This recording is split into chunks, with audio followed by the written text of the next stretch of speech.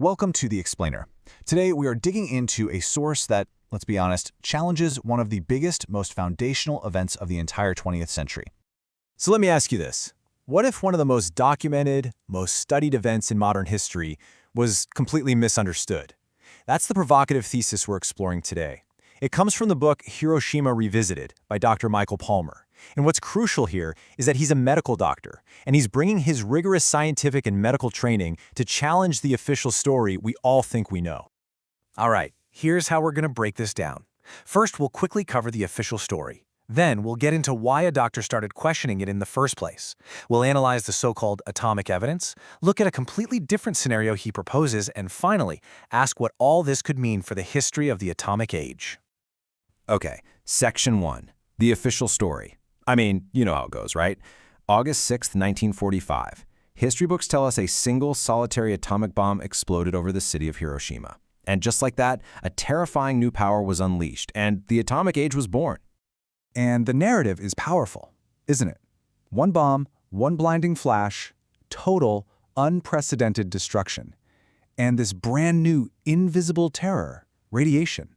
This event has always been framed as the dramatic climax of the Manhattan Project, the violent birth of the entire nuclear era. The whole story hinges on this one single, revolutionary weapon. But this is where Dr. Michael Palmer enters the picture. And he's not a historian, he's a medical doctor. He started looking at all the evidence, the physical data, the medical reports, with a doctor's eye. And you know what? He found that some really key pieces of the official story, they just don't add up. His work is a fearless challenge to the facts we've all just accepted for decades. So where does he start? Well, his whole investigation kicks off with a really crucial and honestly a surprisingly simple question. It's about a very specific injury you would absolutely 100% expect to find after a real nuclear bomb goes off. Think about it. A nuclear blast creates a flash of light brighter than the sun itself. That insane amount of thermal energy should have left a very clear, very widespread biological calling card. It should have permanently burned the retinas of millions of people, and animals, anyone who even glanced in the direction of the blast. And right there, that's what Palmer calls the dog that didn't bark, a reference to a famous Sherlock Holmes mystery. The most important clue is the thing that didn't happen. He argues that this huge, glaring omission, the fact that there's a near total absence of these expected retinal burns in the records, is a massive scientific anomaly. I mean, it begs the question, right? If it was a nuclear bomb, where are all the eye injuries? All right, so let's get into the real heart of Palmer's analysis. This is where he puts the official evidence under a microscope, starting with the medical symptoms people on the ground were actually suffering from. Okay, now take a close look at this. On the left, you've got the classic symptoms of acute radiation sickness. And on the right, sulfur mustard poisoning. Nausea, hair loss, bleeding, bone marrow destruction.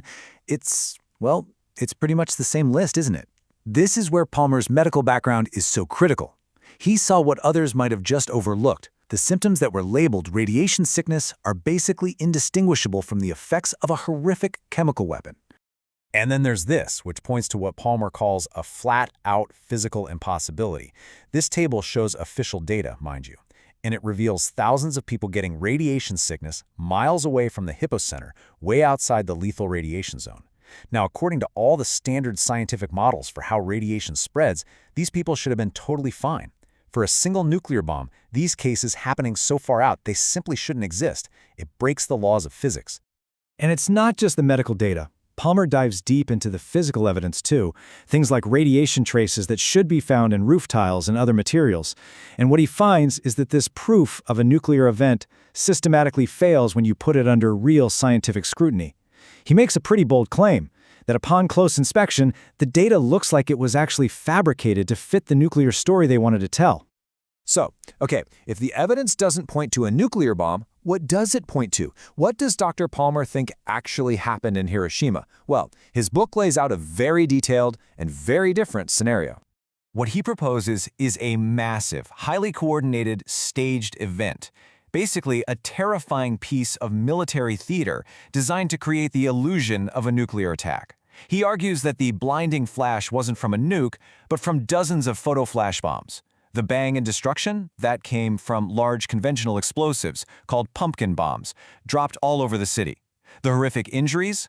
caused by a massive simultaneous attack with napalm and, you guessed it, sulfur mustard gas. And even that iconic mushroom cloud, he says it was created with pyrotechnics and colored smoke. A truly devastating conventional attack, engineered to look like something entirely new. Now, why this complicated scenario? Well, according to Palmer, this is the theory that actually fits all the evidence. It explains the widespread destruction without a single massive blast wave. It perfectly accounts for symptoms that are identical to mustard gas poisoning. It even lines up with eyewitnesses who talked about colored smoke and a strange, mesmerizing cloud. It matches the descriptions of peeling skin, which is a hallmark of napalm burns. And maybe most importantly, it solves the mystery of the radiation sickness cases miles from the center. Suddenly, all those anomalies, all those pieces that didn't fit, they click into place. So let's just take a breath here, because if what Palmer is suggesting is even possibly true, well, the implications are absolutely monumental.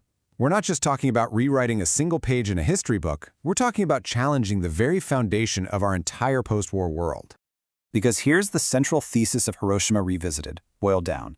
The atomic age wasn't born from a scientific breakthrough, but from a calculated, elaborate, and terrifyingly effective deception. Palmer's ultimate conclusion is that the science, the very science used to prove the event was nuclear, is, in his own word, kaput. It's broken. And if he's right, it means the entire historical era we've been living in was launched on a lie. Look, what we've done today is walk through the core arguments from Dr. Palmer's incredibly well-researched book. It's an intellectually formidable challenge, for sure. But it doesn't just ask us to rethink Hiroshima. It leaves us with a much bigger, more unsettling question. What does it mean for any part of our history if the science we've built it on is, as he suggests, completely kaput?